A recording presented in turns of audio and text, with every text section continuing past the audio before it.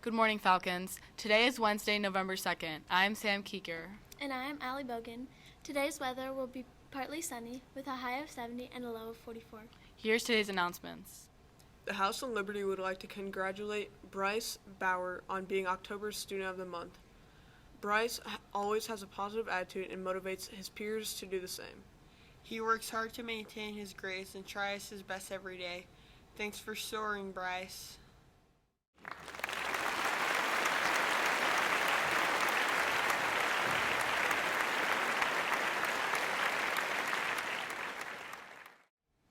The House of Deer Creek would like to congratulate both Lily and Logan Faust as their Students of the Month. Both care about the work they do, and without asking, they will go above and beyond by helping other students when they need it. The House of Deer Creek is very proud of Lily and Logan and look forward to them continuing to set a wonderful example for everyone here at FCJH. Congratulations, Lily and Logan.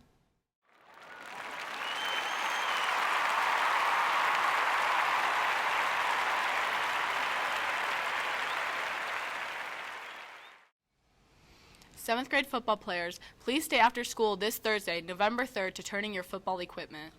Please meet the coaches by the football locker room. November marks Native American Heritage Month. Did you know that there are 573 federal recognized tribal nations in the United States? This month is a good opportunity to learn more about the diverse traditions, languages, histories, and contributions of Native Americans and Alaskan Natives. Yata, it's a great day to be Native. Today marks the beginning of Native American Heritage Month. While Thanksgiving tends to be the highlight of November and the holiday most closely associated with Native history, Thanksgiving is not the end-all be-all of Native American history. While we love turkey and football, we want to go beyond the festivities of the holiday because this month is an opportunity for the indigenous people to share their perspectives at a national level. It serves as a platform to acknowledge and celebrate the contributions of Native Americans and their achievements. But before we get into all that, let's take a dive into the origins of Native American Heritage Month. This national recognition of our heritage actually began as a day that was advocated by several individuals and groups as far back as 1914 to 1915. For instance, Red Fox James from the Blackfoot Confederacy traveled from state to state across the country on horseback to gain support for a day designated for indigenous people. Dr. Arthur C. Parker from the Seneca Nation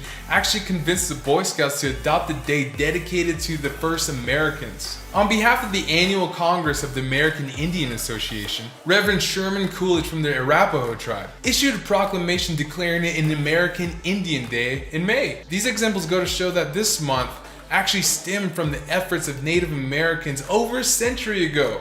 Decades after the early 20th century, Congress passed a Senate Joint Resolution in 1986, sponsored by Senator Alan Cranston. It authorized and requested President Ronald Reagan to proclaim an American Indian Week, which he did.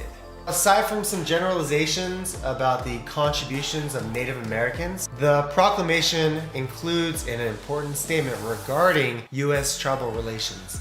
We look to the future with the expectation of even stronger tribal governments and lessened federal control over tribal government affairs. We look to a future of development of economic independence and self-sufficiency, and an enhanced government-to-government relationship that will allow greater Indian control of Indian resources. Up until now, we've discussed an annual day and a week acknowledging Native American heritage. But where did the month come from?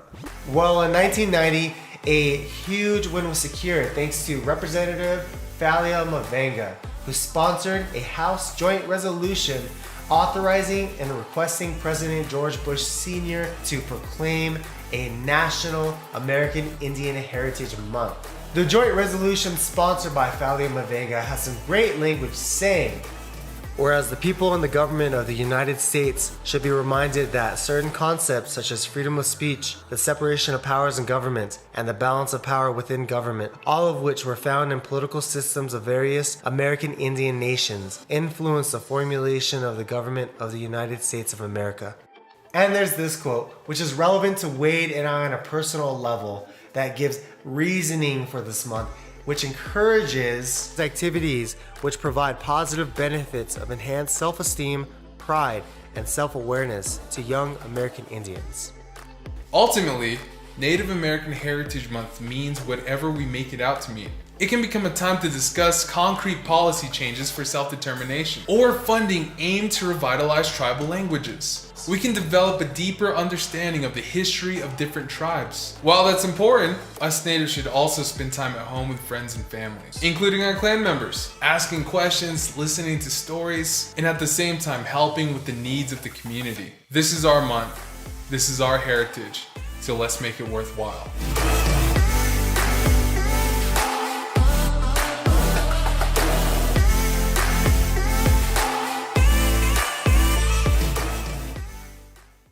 This month we will be recognizing some great Native Americans authors with books available in our own library, so stay tuned in for coming weeks for some great books.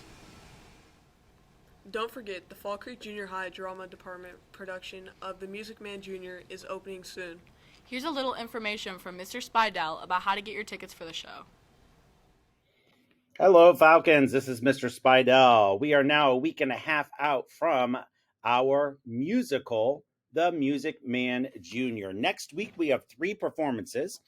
Thursday, the 10th of November, we have a performance right after school at 4:15, and that is the one that we encourage all of our student body friends wanting to see the musical to stay for. It's the easiest to get transportation to since you're already here at school for that one. We also have one later that evening at 7 o'clock, and then we have an evening performance on Friday, the 11th of November at 7 o'clock in the evening. If you would like to get tickets for the show, it's very easy. We've got 2 ways to do this. The first way is if you plan to come to one of the evening shows, the 7 o'clock show, the only way to get tickets for that is by scanning the QR code that I'm going to show here in just a second. Okay, this QR code is for the evening performances. You can also do it for the 4:15 performance as well. And then you would just need to make sure that you get an email, your folks get an email, and they'll have to transfer that QR code to your phone, and that's what you'll scan for your entry ticket. But the other way for you to get into the show after school is we are going to be selling tickets the Thursday of this week, Tuesday, and all of next week. Starting Thursday of this week and all through next week, we're going to be doing tickets for sale. So what will happen is you can bring $5 in. We'll sell them during lunches, and you will get a piece of paper. You'll get a paper that says the hard copy of the ticket. And that ticket you will bring with you and have that scanned for entry into the 4:15 show. So that is only for the 4:15 show will you need the hard ticket. Now, you can scan this. This takes you to an ordering website where your folks can purchase tickets for the musical. This was sent out in the school-wide newsletter last Friday for the entire building. So you can do it that route. So to recap, if you want to come see the show, any of the shows, you can scan this QR code, your folks scan, they can purchase tickets online. They'll receive an email with this QR code that is your ticket, and that is what you'll need to show on your phones to get scanned into the production. If you would like to buy a ticket rather than going through the QR code, you can bring in $5 starting this Thursday during lunches and going through next week all the way through Thursday of the show, and you can purchase a ticket at lunch. $5, all right, is the cost for tickets. Parents are able to come to any of the shows, family, friends, or what have you. So if you have some family members that want to come see it, they are able to come to the 4:15 show on Thursday as well. We have a maximum capacity of 370 tickets per show, so make sure that you get your ticket soon. See you next week. Attention all girls interested in trying out for basketball. Girls basketball will have their call-out meeting after school tomorrow, November 3rd, in the library. The meeting will last until 4:30. Please have rides ready to pick up at that time. If you'd like to raise money towards the cost of your trip to Washington, D.C., now is the time. See Mrs. Davis in room 149 for details to raise money between November 1st and November 17th by selling Prime Car Wash coupons. Thanks for tuning in, Falcons. In the weeks we have left this semester, the Falcon 5 will be presenting special news features twice a week on Wednesdays and Fridays. These longer form news stories will be included after the closing of the announcements. If your class has free time, feel free to take a look at these more in-depth news stories on topics that impact students here at FCJH. As always, remember to be safe, optimistic, accountable, and respectful. Have a great day.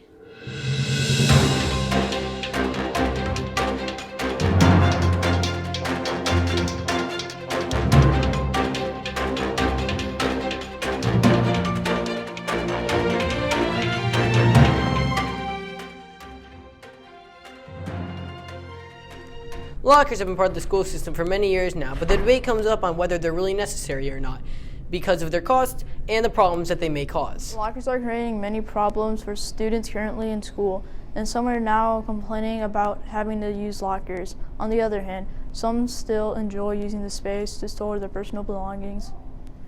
First of all, lockers can cause problems. According to the National Education Association, more than 100,000 students bring a gun to school every day. This quote can be a reason to have more violence in school, and lockers are a big part of it because non-school appropriate items can be stored in lockers. The same website also states that, however, many argue that it violates a student's Fourth Amendment protection against unlawful search and seizure. This allows students to get away with more belongings that may not be good for school. Building on the idea that lockers can be stored with inappropriate objects, SchifflerEquip.com states, lockers are spaces where people can store things easily without being stolen. It is one of the most safe places to put anything important that you need to keep safe. But with the rise of technology, there is less of stolen lockers. They're not being used as much because of heavy textbooks are not having much of a role in school, as students now almost all use iPads that can hold textbook information. Now that we see the dangers that lockers pose and their lack of use, we can transition on how hard or easy lockers are to handle for kids. According to Understood.org, using lockers is hard for lots of kids. The same website also states that kids have trouble keeping their locker neat, which can amount to lots of stress put on a child. Combinations also can be a problem for kids if they cannot remember it and end up getting their belongings locked out. I'm here with Shubha Adhikari from the 8th grade. Shubha. How do you think lockers can cause stress on a person? Lockers can cause stress on a person because, in my opinion, our passing period is already so short, and having to go to your locker, which may be halfway across the school, and get whatever supplies you need for the next class, and then going all the way back is already too much. And if you need to use the restroom or do something in between passing period, that's pretty much impossible. Okay. Do you believe that lockers are troubling, and why? I do believe that lockers are troubling for the same reasons. They just cause unnecessary stress and commotion in between passing period, and carrying a bag around is just more convenient for everyone. Okay, thank you, Shubha. After that topic, we can switch over to how many schools are actually using lockers. According to the southerneronline.com, schools across the country are also moving away from lockers. This is telling us that lockers are becoming less relevant and also becoming less needed. The same article says, students would rather carry a weighted backpack around than use a locker. This is totally true, not just for us, but also for some in the school, because lockers can be such a hassle sometimes. Will Pence will now be interviewed about this topic. Hello, I'm here with Will Pence, an FCJ student from the 8th grade. What is your stance on school lockers? I personally believe that school lockers are a waste of time and money because most students aren't going to use them. It'll make a lot of students late to classes, and they're really not needed at all. Will, would you use your school locker if it was made possible this school year? I probably would never use my locker once. Again, school lockers are kind of just like an inconvenience, and a lot of my classes are like across the school from each other. So if I want to get to class, I'm never going to use my locker or be able to. All right, thank you, Will. What will be talked about now is use of textbooks and other books that have been stored in lockers. According to theplatepress.com, lockers are becoming irrelevant with iPads and laptops, meaning students have to store less. Hello, I'm Stephen Lumar, and this is Mr. Bradshaw. What problems do lockers create? Well, student, I'll tell you, they create a whole bunch of problems, honestly. To start with, they're gaudy. They're kind of just in the way. They don't do a whole lot. Ideally, a locker is supposed to hold things for students, but really, all it really does is create more time in between trying to have kids go back and forth and look for things in their locker, and then they leave something in their locker, and it just creates a real time drain on us. Okay. Thank you. You're welcome. Locker prices can also factor into this because it might show why or why not schools use them. According to howmuchisit.org, on average, lockers can range in price anywhere from $100 to as much as $1,000. This quote is showing how much a locker may cost can vary depending on the quality and quantity of it. The price might not be as bad though, as most lockers come not individually but instead come in sets. Today it was learned that lockers' usefulness has faded a bit and may not be used for many schools anymore. Lockers might be removed for sure in the future with technology. This can affect some people because they may have a change including lockers in their school, whether they are a student or an adult working there. Viewers can take away from this that lockers are in danger of becoming removed.